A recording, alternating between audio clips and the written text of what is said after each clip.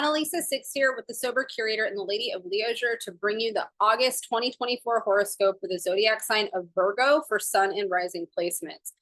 I'm going to apologize right now and tell you I've got a cough drop in my mouth. I'm recovering from a cold. Could have been COVID. I don't know. It was a hit and run cold though. I got sick immediately, was out, and then better before I knew it. So I guess that was a good way to have a cold. Happened during a week where it was the best timing, even though it sucked because I'm way behind on getting these videos done and now I have to knock them all out in one day because I'm about to leave town. So here we are. I'm going to keep the video short. We're just going to touch on the main themes for August, which luckily it's really easy to do. And then I'm going to leave you and wish you the best of luck. So Virgo, it's August. It's your birthday season. It's Leo season right now, but your birthday season is coming up. So happy birthday to all of the August Virgos. I have a handful of you in my life, and I actually really enjoy an August Virgo. You guys are really fun. Kind of feel like you're a little bit of an honorary Leo in some ways. You guys tend to be a little bit more showy than the September Virgos. All right, so starting out, we're in Leo season in August. We've got Mercury in Virgo. Mercury is your ruler. It's in its home sign when it's in Virgo. The other sign that it rules is Gemini. We've got Mars and Jupiter in Gemini. We've got Saturn in Pisces retrograde. We've got Uranus in Taurus, Neptune in Pisces retrograde, and Pluto in Aquarius. And then Venus is finishing her stint in Leo at the start of the month, and then it's going to be entering Virgo on the 4th. So let's talk about where Leo hits for the Virgo horoscope. So the 12th house is where Leo sits in the Virgo horoscope. And the 12th house is the house that rules our subconscious, past life karma, dreams, where we keep secrets, hidden realities, the imagination, said to be where the soul sits in the chart. So there's a lot of themes around that in Leo season for you. So if you feel like you're going through some spiritual evolution of self, reflecting on the past, reflecting on deeper things, your dreams have been enhanced in some way, you can thank the Sun and Venus passing through Leo for that. Starting out the month, we've got our biggest shift of energy on August 4th, which happens to be today. So starting out August 4th, we have a new moon in Leo that hits at 12 degrees. This is a really positive time to set intentions when it comes to your spiritual life, since this is hitting in the 12th house. And is there any repressed things trauma-wise that you're working through that need healing, karmic evolution, kind of, things that have been buried coming to surface and allowing you to kind of grow and evolve into some new spiritual version of yourself? On the 4th, we also are going to have Venus entering Virgo and leaving Leo. So now Venus is going to enter your first house, which is the house of identity.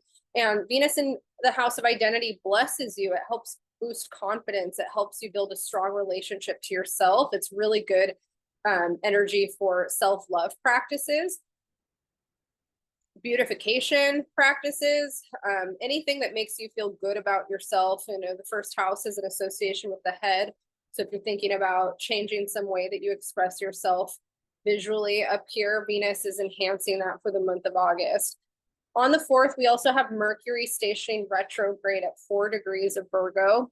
So Mercury is going to, for the first half of August, be retrograde in that house of identity. So again, you might be reflecting on how you present yourself and what your relationship to self is. And Mercury is a great reflect and review time.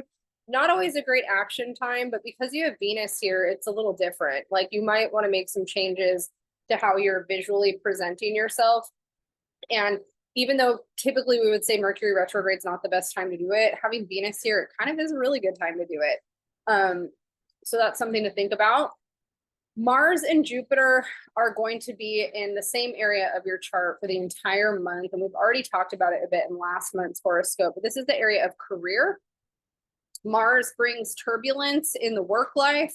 Jupiter brings ways to expand and grow around the turbulence and find new ways to approach old problems. This is a really good problem-solving energy for the work life, but there are challenges throughout the month around work. Let's see what comes up after that. On August 15th, Mercury, around the 15th, 16th, Mercury is going to station back into Leo and enter that karmic house again. So again, dreams get enhanced, our relationship to past life karma, repressed feelings, repressed energy. This is a time for you to work on your confidence. You know, how do you feel confident within yourself? You know, the Leo energy wants you to get more in alignment with your heart and more in alignment with self-expression that is authentic and true to you and who you are.